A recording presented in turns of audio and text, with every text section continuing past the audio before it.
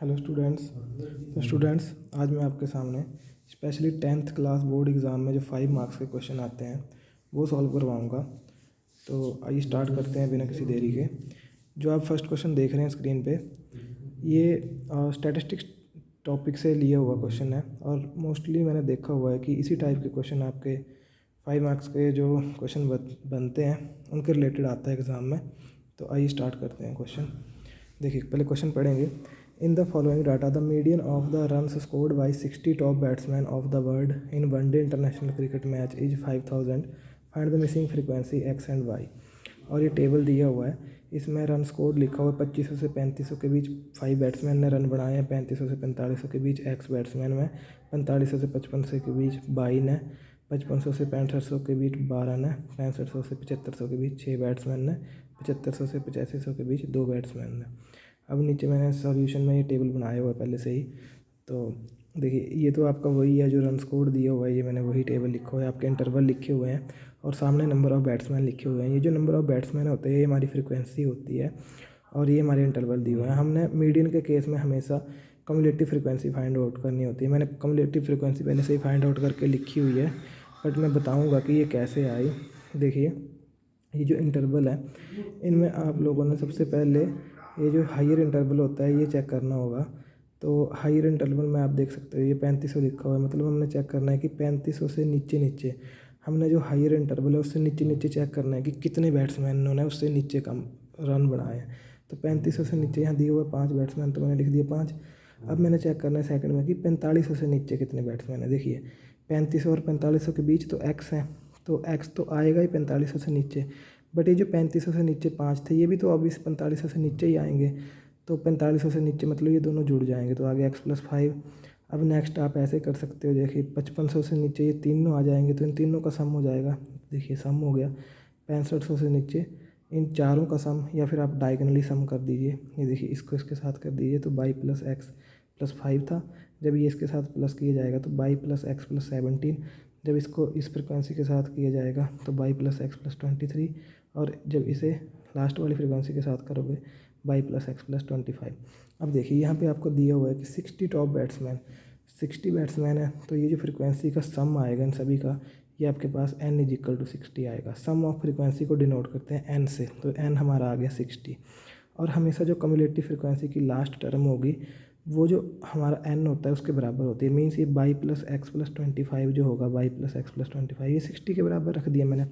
अब यहाँ से मैंने जो 25 है उसको मैं दूसरी तरफ लेके गया, यहाँ प्लस कर रहा था 25, तो नेक्स्ट स्टेप में y + x = 60 - 25 बन गया। और इसको मैंने सही ऑर्डर में अरेंज, x को पहले लिख दिया, y को बाद में, तो x + y बन गया मेरा 35। और इसको मैंने बोल दिया क्वेश्चन नंबर 1।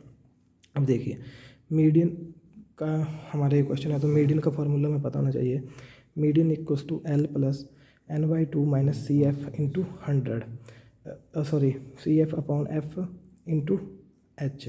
अब देखिए ये सारी चीज़ें मुझे फाइंड आउट करनी है कि L क्या है, n/2 क्या है, CF क्या है, F क्या है, H क्या है। ये हम अभी फाइंड आउट करेंगे। इससे पहले ये जो हमने n निकाला हुआ है, अगर इसी के साथ मैं आपको बोलूँ कि n/2 क्या आएगा, तो n/2 आपको पता ही है 60/2 हो जाएगा हमारा 30। अब देखिए मीडियन मुझे पहले से दिया हुआ है क्वेश्चन में, मीडियन मुझे बताया हुआ है। ये देखिए कि जो मीडियन है वो 5000 है। अब मीडियन जो है मैंने चेक करना है कि कौन से क्लास इंटरवल के बीच में मेरा मीडियन लाई कर रहा है। देखिए 2500 और 3500 के बीच तो 5000 आएगा नहीं, 3500-4500 के बीच भी नहीं आएगा, लेकिन 4500 और 5500 के बीच में आएगा 5000। मीन्स मेरा मीडियन इस क्लास इंटरवल के बीच में आ रहा है। तो मैंने इस क्लास इंटरवल की फ्रिक्वेंसी, कम्युलेटिव फ्रिक्वेंसी, इस सब को हाईलाइट कर लेना है। देखिए अब ये जो इंटरवल होता है, जो पहले हमारा काम है हाईलाइट कर लो उस फ्रिक्वेंसी को। फिर जो फ्रिक्वेंसी मेरे पास आती है और उसके जो इंटरवल होते हैं, जो फर्स्ट इंटरवल होता है उसका लोअर इंटरवल, जहाँ से वो शुरू होता है इंटरवल, ये इंटरवल जो है 4500 से शुरू होता है। तो जो एल होगा हमारा, एल वो लोअर इंटरवल होता है उसी फ्रिक्वेंसी का। मेन एल आ गया हमारे पास 4500। n/2 मैंने ऊपर कर दिया, ये आपको पता लग गया। CF, अब मैं CF आपको बता रहा हूँ। देखिए CF वाली रो ये है, और जो CF आई हमारी हाईलाइटेड CF वो आई y + x + 5। बट इस केस में हमने CF हाईलाइटेड से एक पीछे वाली लेनी होती है, एक स्टेप पीछे वाली। तो इससे पहले कौन सी CF है, x + 5, तो यहाँ पे CF हम लेंगे x + 5, बस ये स्टेप आपने याद रखना है। देन उसके बाद ये जो एफ़ है, F means frequency, highlighted frequency, ये एफ़ है सारा, वो आई बाई, तो हमारा एफ़ बन गया बाई।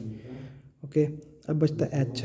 तो एच के केस में एच इक्वल्स टू, एच होता है हमारे इंटरवल्स का गैप। देखो 2500 और 3500 के बीच में 1000 का गैप, 35 से 45 के बीच में भी 1000, इन सभी के बीच में 1000 का गैप, तो एच आ गया हमारा इंटरवल की विड्थ 1000। अब देखो इसके बाद आपने, जब आपको ये मिल गया तो आपने ये सारी वैल्यू फार्मूला में पुट करनी है। मैं नेक्स्ट यहाँ कर रहा हूँ इस तरह।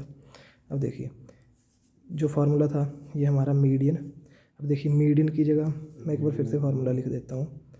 Median equals to L plus n/2 minus C F upon F into H. अब देखिए यहाँ मीडियन की जगह मैं लिख दूँगा, मेरा मीडियन था 5000 इक्वल्स टू एल मेरा था 4500 प्लस, देखिए n/2 मेरा था 30 माइनस, अब देखिए जो सी एफ है वो दो टर्म सी इकट्ठी x + 5, तो सी एफ आपने हमेशा ब्रैकेट में लिखना है। यहाँ पे ज़्यादातर गलती हो जाती है साइन की, ये x + 5 था और अपॉन में एफ हमारा y और इंटू एच हमारा 1000 सॉरी। अब देखिए ये 4500 इस सभी के साथ प्लस हो रहा है, इसको मैं इस तरफ ले जाऊंगा तो इस तरफ आके ये माइनस हो जाएगा, तो ये हमारा बन जाएगा 5000 माइनस 4500 इक्वल्स टू, अब देखिए ऊपर वाला मैं सॉल्व करता हूँ 30, ये माइनस अंदर मल्टीप्लाई करेगा ब्रैकेट के अंदर, तो दोनों के साथ मल्टीप्लाई करेगा। जब ये माइनस एक्स प्लस का है तो उसके साथ करेगा तो माइनस एक्स बन जाएगा, यही माइनस प्लस के 5 के साथ करेगा तो -5। इसी स्टेप में ज़्यादातर गलती होती है, ये माइनस कई बार स्टूडेंट सिर्फ एक ही टर्म के साथ माइनस से मल्टीप्लाई करवाते हैं, लेकिन बाहर जो ब्रैकेट के बाहर साइन हो चाहे कोई टर्म हो वो अंदर दोनों के साथ मल्टीप्लाई होती है। अपॉन में बाई और इंटू 1000। अब नेक्स्ट स्टेप में मैं इस बाई को, ये बाई यहाँ पे डिवाइड हो रहा है, इधर लेके जाऊँगा तो इधर आके ये हो जाएगा मल्टीप्लाई। मैं डायरेक्ट कर रहा हूँ अब 500 और 4500 को, अब जब आप माइनस करोगे तो आपको आएगा 500 और ये बाई जब इस तरफ आएगा तो ये मल्टीप्लाई हो जाएगा, तो ये बन गया 500/30 माइनस एक्स माइनस 5 और इस सारे के साथ ये हो रहा है मल्टीप्लाई। अब देखिए ये मल्टीप्लाई हो रहा है इस सारे टर्म के साथ, इसको मैं इधर ले आऊँगा तो ये डिवाइड हो जाएगा, तो मेरे पास ये बन जाएगा 500/1000 इक्वल्स टू, ये सॉल्व कर रहा हूँ 30 प्लस के 5 माइनस के, ये मेरे पास बन जाएगा 25 माइनस एक्स। जब ये कटेगा तो ये 2, तो ये बनेगा आपका y/2 equals to 25 minus x. अब देखिए ये 2 इधर जाएगा तो आपका y बन जाएगा 50 माइनस 2x। अब देखिए इस 2x में इधर ले आऊँगा तो ये मेरे पास बन गया 2x plus y equals to 50 और ये मेरी बन गई इक्वेशन नंबर 2। ये मेरी बन गई इक्वेशन नंबर 2। अब देखिए जब ये इक्वेशन नंबर 2 बन गई मेरी, तो अब आप चेक कीजिए कि आपके पास दो इक्वेशन बन रही है। एक जो पहली इक्वेशन थी आपकी ये x + y = 35 और एक ये दूसरी इक्वेशन 2x + y = 50। अब आप इन दोनों इक्वेशंस को by elimination method, by substitution method, किसी भी मेथड से सॉल्व कर सकते हो। और जो आपका थर्ड चैप्टर है उसमें आपने सीखा हुआ है। मैं डायरेक्ट अब वैल्यू लिखूँगा, आपने इन दोनों को सॉल्व करना है। तो सॉल्व करके जो वैल्यू आएगी वो आपके पास आएगी, x की जो वैल्यू आएगी आपके पास x = 15 और जो y की वैल्यू आएगी y = 20। अगर आपको एलिमिनेशन या फिर सब्स्टिट्यूशन मेथड से इसको सॉल्व करने में प्रॉब्लम होती है तो मैं अभी आपको सॉल्व भी करवा दूंगा। देखिए अभी ये जो दो, वैसे जिनको सॉल्व करने के आता है उनको लिए मैंने आंसर लिखा हुआ है पहले से, x = 15 y = 20। वो वीडियो को थोड़ा स्किप कर सकते हैं। और ये देखिए यहाँ पे जिनको सॉल्व नहीं करने आता वो देख लीजिए, ये हमारा फर्स्ट इक्वेशन है, ये हमारी सेकंड इक्वेशन है। हम इन दोनों इक्वेशंस को इकट्ठे सॉल्व कैसे करेंगे, मैं यहाँ पे फर्स्ट इक्वेशन लिख रहा हूँ x + y =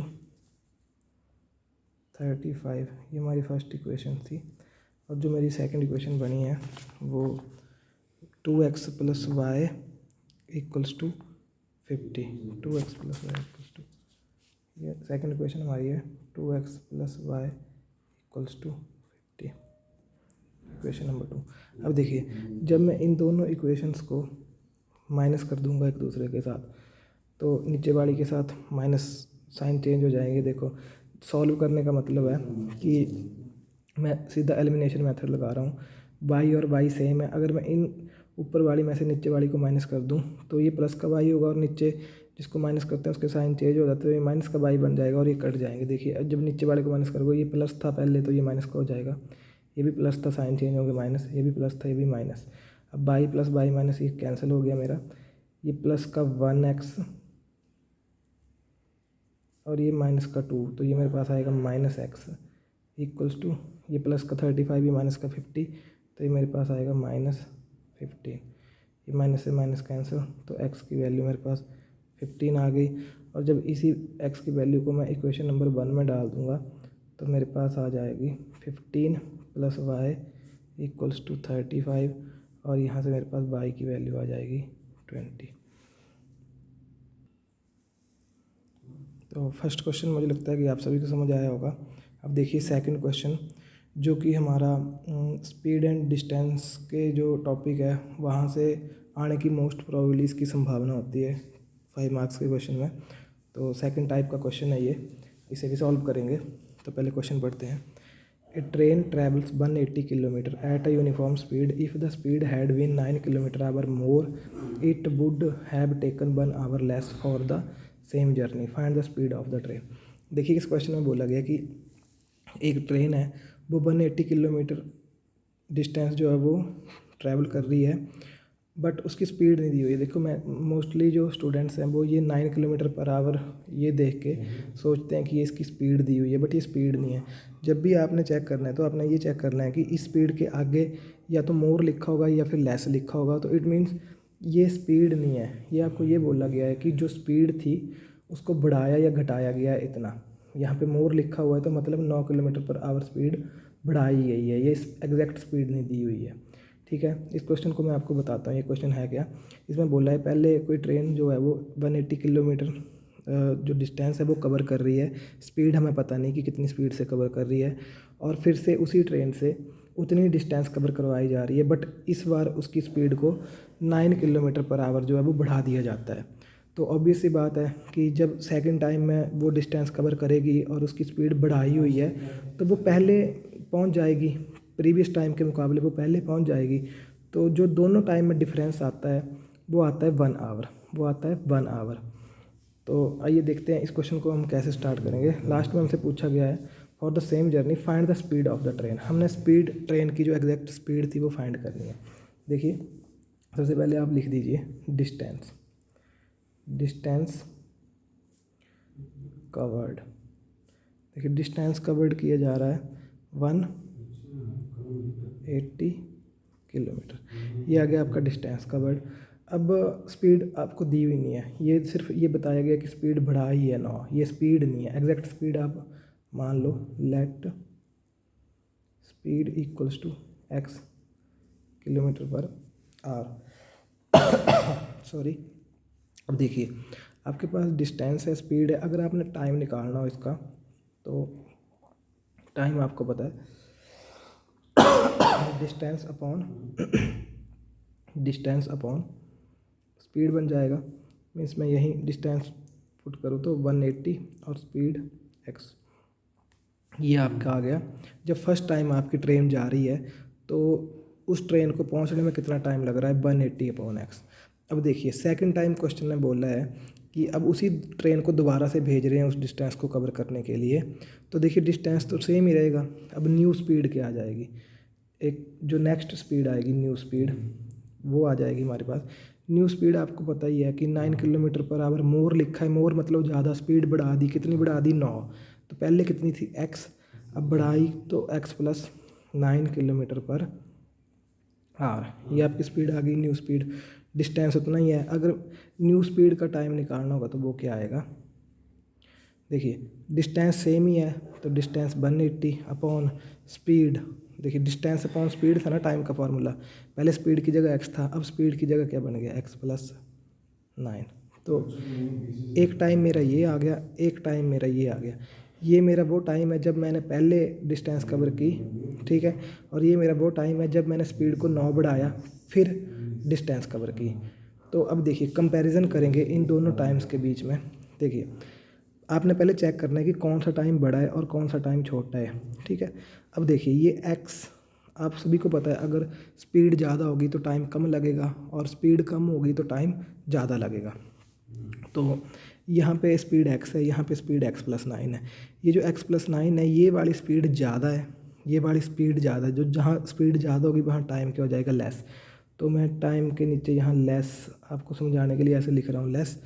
और यहाँ पे ये टाइम होगा ज़्यादा क्योंकि यहाँ स्पीड कम है, तो ये टाइम क्या होगा, ये हो जाएगा मोर। ये टाइम ज़्यादा होगा, ये कम। अब ज़्यादा वाले टाइम से कम वाले को आपने घटाना है। तो ज़्यादा वाला टाइम था 180/x माइनस लेस, कम टाइम था आपका 180/x+9। और आपको दिया हुआ है कि जो पहले टाइम रख रहा था और जो बाद में टाइम रख रहा था उनके बीच का डिफरेंस जो है वो 1 आवर है। तो डिफरेंस कर लिया हमने, डिफरेंस मतलब माइनस 1 घंटा पहले पहुंच रही थी, मतलब डिफरेंस कितना है 1 आवर। देखिए जब भी आपने कन्वर्ट करना है हमेशा आवर में कन्वर्ट करके ये लिखना है। अगर यहाँ पे आपको 45 मिनट्स दिया होता इन दोनों का डिफरेंस, तो आपने 45 को पहले आर में कन्वर्ट करना था। आप आर में ही लिखोगे क्योंकि हमारी स्पीड km/h में है। तो जो हमारी स्पीड की यूनिट होती हैं उसी के इक्विवेलेंट हम चलते हैं साथ में। अब देखिए इसको कैसे सॉल्व करेंगे। ये जो अब बटरफ्लाई मेथड जो फ्रैक्शन को सॉल्व करते थे, इन दोनों को आपस में मल्टीप्लाई कर दो, तो ये आपस में मल्टीप्लाई होंगे x इंटू x+9। देखिए और ये क्रॉस मल्टीप्लाई कर देंगे अब इसको। तो जब ये पूरी टर्म 180 के साथ मल्टीप्लाई होगी, तो मैं लिख रहा हूँ 180 इंटू x+9। ये माइनस था तो माइनस, ये x इसके साथ मल्टीप्लाई होगा तो ये बन जाएगा 180x = 1। अभी नीचे वाली सारी टर्म उस तरफ चली जाएगी, तो उस 1 के साथ यहाँ ये डिवाइड कर रही है, उधर जाके करेगी मल्टीप्लाई। तो ये बन जाएगा 180 into x+9 minus 180x = x into x+9। अब देखिए ये 180 जब ये ब्रैकेट खुलेगी तो अंदर दोनों के साथ मल्टीप्लाई करेगा, 180x के साथ मल्टीप्लाई करेगा तो 180x 189 के साथ मल्टीप्लाई करेगा, तो हमारे पास आएगा, मैं डायरेक्ट लिख रहा हूँ, ये मेरे पास बनेगा 1620 माइनस 180x = जब x के साथ करेगा x² प्लस x9 के साथ करेगा 9x। देखिए प्लस का 180 माइनस का 180x ये कट गया आपस में, तो ये बन गया 1620 = x² प्लस 9x। अब 1620 को मैं उस तरफ ले जाऊंगा तो ये मेरे पास एक क्वाड्रेटिक इक्वेशन बन जाएगी, -1620 = 0। अब देखिए ये मेरे पास एक क्वाड्रेटिक इक्वेशन बन गई, और अभी आप इसको सॉल्व कर सकते हो बाय फैक्टराइजेशन मेथड, या फिर आप क्वाड्रेटिक इक्वेशन का फार्मूला लगा सकते हो। मैं फार्मूले की हेल्प से ही इसको सॉल्व करूँगा। यहाँ से आपको पता है x की वैल्यू निकालनी होगी आपको, तो एक फार्मूला लगेगा x = -b plus minus √b² - 4ac/2 है। अब देखिए अगर मैं यहाँ आपको बोलूँ, आप सभी को पता है हेयर ए जो होता है, ये जो ए है, ये x² वाली जो टर्म होती है उसके आगे जो कोफिशिएंट हो, इसके आगे कुछ भी नहीं है, मतलब इसके आगे 1 है, तो ए आएगा आपका 1 और v आपका आएगा, ये जो x के आगे होता है ये टर्म 9, और c आपका आएगा, आपने साइन v हमेशा साथ में इंक्लूड करना है, तो साइन c आपका आएगा -1620। अब देखिए यही वैल्यू इसमें पुट कीजिए, ये माइनस फार्मूले का, और ये बन गया -9 प्लस माइनस √b² मतलब 9² -4 मल्टीप्लाई a मतलब 1 मल्टीप्लाई -1620/2 इंटू a मतलब 1। ठीक है जी, इतना हो गया। नेक्स्ट मैं यहाँ पे कर रहा हूँ इस तरफ, तो नेक्स्ट अभी -9 प्लस माइनस √, अब ये 9 का स्क्वायर बन जाएगा 81। अब देखिए ये -4, ये प्लस का 1 और ये माइनस माइनस माइनस 2 बार माइनस है इसमें, तो जब माइनस माइनस होगा तो ये एंड में रिजल्ट प्लस में आएगा। और मैं 1620 को 4 से मल्टीप्लाई करूँगा, तो जब मैं 1620 को 4 से मल्टीप्लाई करूँगा तो मेरे पास आएगा 6480। तो ये प्लस कर 6480 अपॉन 2।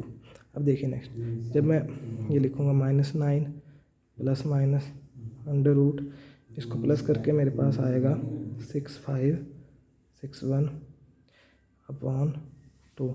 आप सभी को अंडर रूट आई होप निकालने आता होगा, मैं डायरेक्ट लिख रहा हूँ इसका आंसर।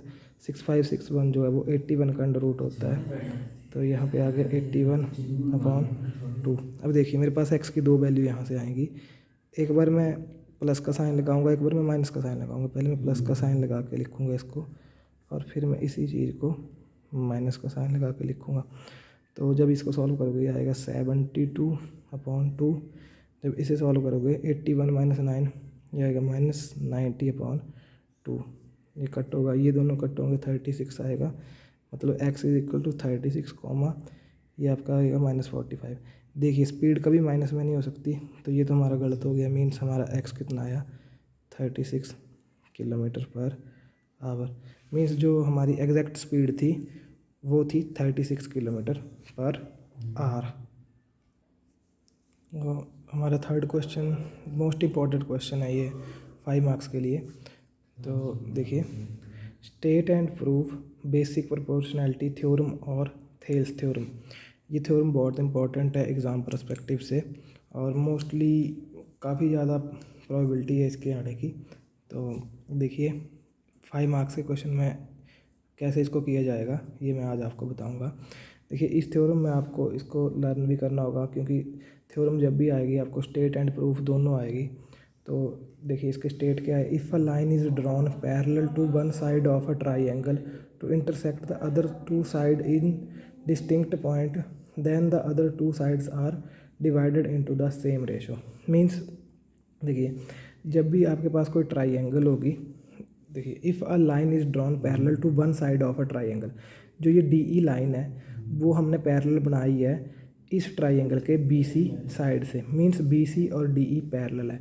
जब भी आप ट्राइंगल की जो 3 साइडें होती हैं उनके किसी एक साइड के कोई पैरेलल लाइन बनाते हो, और वो पैरेलल लाइन अदर 2 जो आपकी साइड बच गई उनको इंटरसेक्ट करती है, तो जहाँ पे वो लाइन इंटरसेक्ट करेगी उन 2 पॉइंट को, उनकी जो रेशो होगी वो होगी सेम, उनकी रेशो होगी सेम।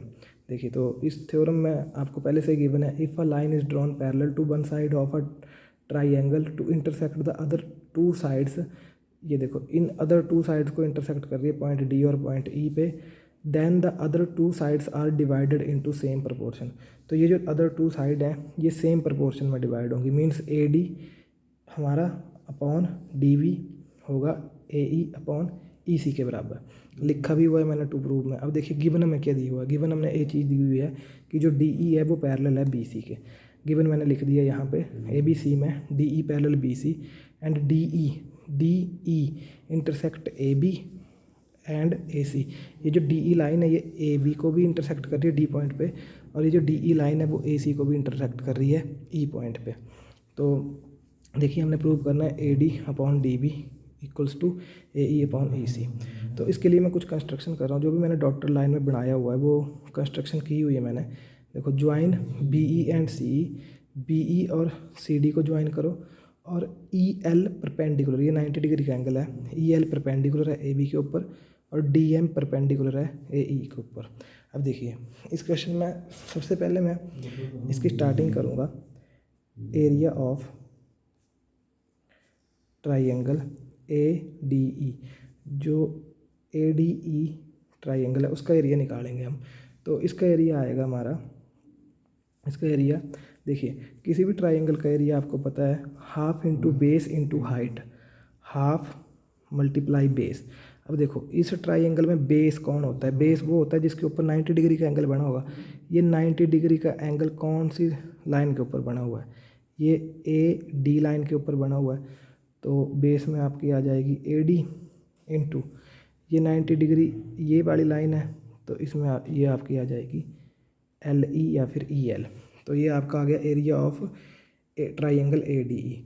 अब area of triangle A D E को आप डिवाइड करोगे एरिया ऑफ ट्राइंगल, देखिए जब आप ये वाली लाइन लोगे तो आपने ये वाली ट्राइंगल लेनी है D E B, D E B, D E B. अब देखिए ये डिवाइड में लिखूँगा मैं।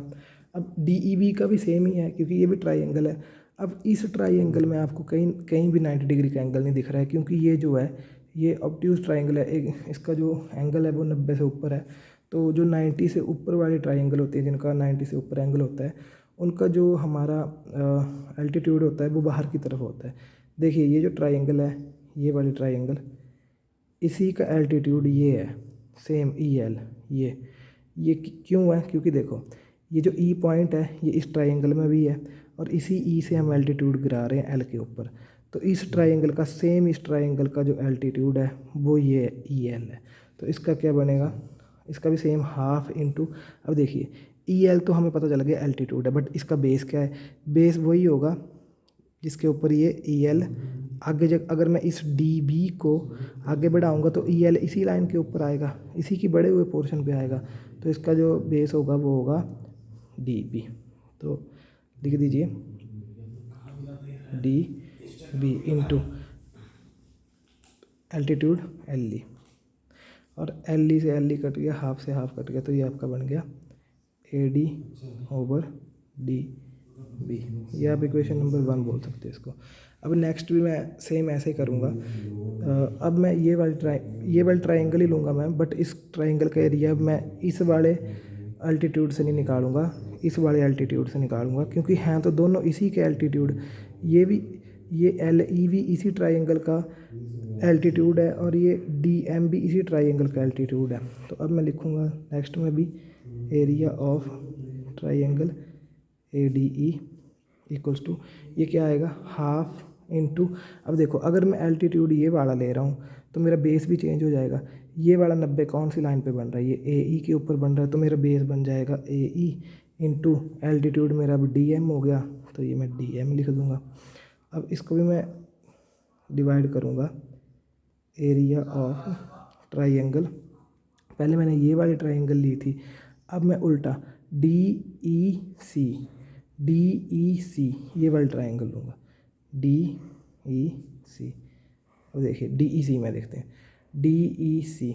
अब ये भी सेम वही है, 90 से ऊपर इसका एंगल, तो जो इसका एल्टीट्यूड बनेगा वो डी पॉइंट से गिरेगा। ये इस ट्राइंगल का डी ई सी ट्राइंगल का जो एल्टीट्यूड है वो ये डी पॉइंट से गिरा हुआ है, ये डी एम। तो इसका भी फार्मूला हाफ इंटू बेस, जहाँ पे गिरा हुआ एल्टीट्यूड वो कौन सी लाइन पे? इसी लाइन पे आ रहा है, तो ये ई सी बन जाएगी।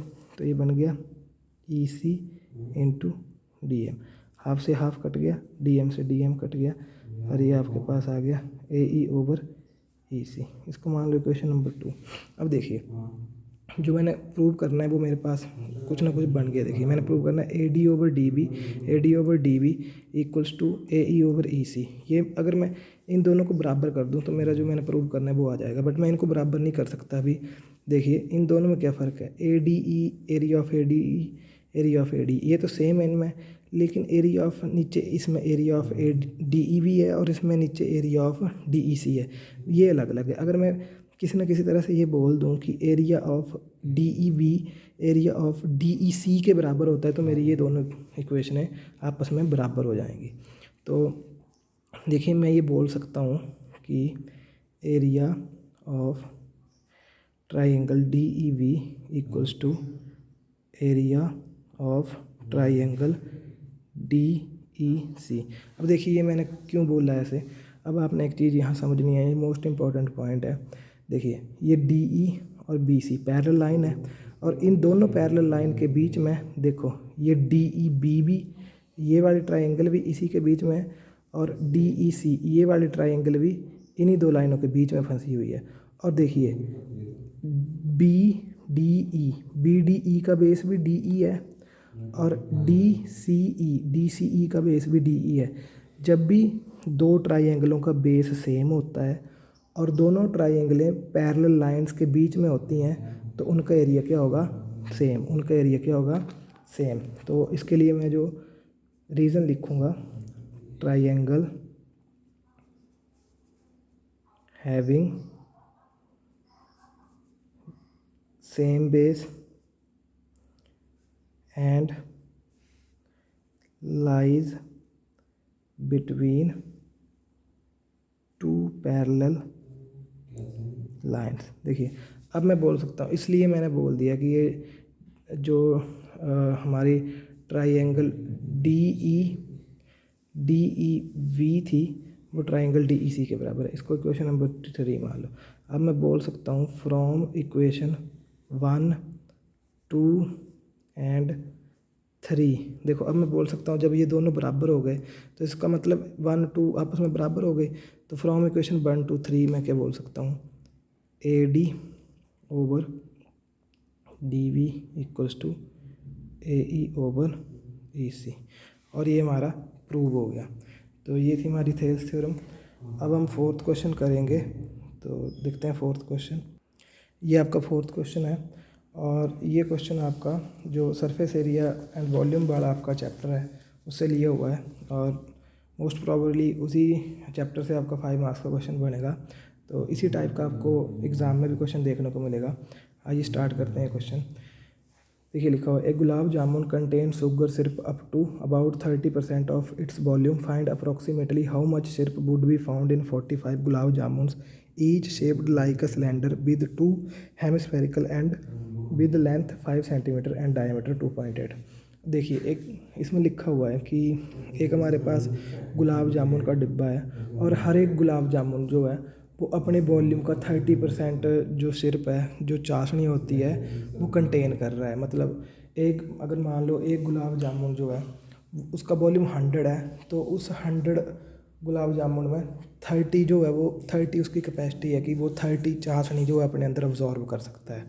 तो सबसे पहले मैं इसमें एक गुलाब जामुन का वॉल्यूम निकालूंगा, उसके बाद मैं 55 गुलाब जामुन का वॉल्यूम भी निकाल सकता हूँ क्योंकि हर एक गुलाब जामुन सेम शेप का है। देन अगर मुझे पता चल गया कि 55 गुलाब जामुन का वॉल्यूम कितना है, तो फिर मुझे पता है कि एक गुलाब जामुन अपना 30% कंटेन करता है, तो 55% को मैं 30% निकाल के मल्टीप्लाई करूँगा और वो मेरा आंसर आएगा। देखिए कैसे करेंगे इस क्वेश्चन को। पहले तो मैं डायग्राम बनाता हूँ गुलाब जामुन की। ये जो आपका गुलाब जामुन है वो इस शेप का है। देखिए यहाँ पे जो आपकी गुलाब जामुन की लेंथ दी हुई है 5 सेंटीमीटर है, मीन्स टोटल लेंथ जो है 5 सेंटीमीटर, यहाँ से यहाँ तक टोटल 5 सेंटीमीटर। अब आपको पता है कि ये जो बीच में ये हेमिस्फीयर है और ये भी हमारा हेमिस्फीयर है, और ये जो बीच में एरिया बच गया ये हमारा सिलेंडर है। अब देखिए जो हेमिस्फीयर होता है उसका जो डायमीटर है, ये दोनों डायमीटर दोनों एंड से सेम होगा, और जो सिलेंडर है उसका डायमीटर इक्वल है। तो अगर तीनों चीज़ों का डायमीटर इक्वल है तो इनका रेडियस भी क्या होगा, इक्वल। अब देखिए मीन्स ये रेडियस मेरे पास कितना आ जाएगा, अगर मैं इस रेडियस की बात करूँ तो ये रेडियस मेरे पास आएगा, डायमीटर 2.8 और रेडियस आपको पता है हाफ होता है, तो ये मेरे पास 1.4 बन जाएगा। अब देखिए इसमें आपको पता है कि अगर हेमिस्फीयर इधर को रेडियस है तो इस तरफ को भी वो क्या होगा इसकी रेडियस, मतलब ये कितना है, ये भी 1.4, ये पोर्शन भी 1.4। अब देखिए इस पोर्शन में 1.4 ये है और यहाँ तक 1.4 ये है। तो ये जो सिलेंडर की लेंथ है, ये जो सिलेंडर की लेंथ बच रही है ये मेरे पास कितनी आएगी, 5 माइनस 1.4 माइनस 1.4, क्योंकि 1.4 इधर से भी घट रहा है, 1.4 इधर से भी घट रहा है, तो फिर मेरे पास सिलेंडर की लेंथ बच रही है। तो मैं यहाँ से बोल सकता हूँ हाइट ऑफ सिलेंडर मेरे पास आ जाएगी, ये मेरे पास बनेगा 2.2 सेंटीमीटर।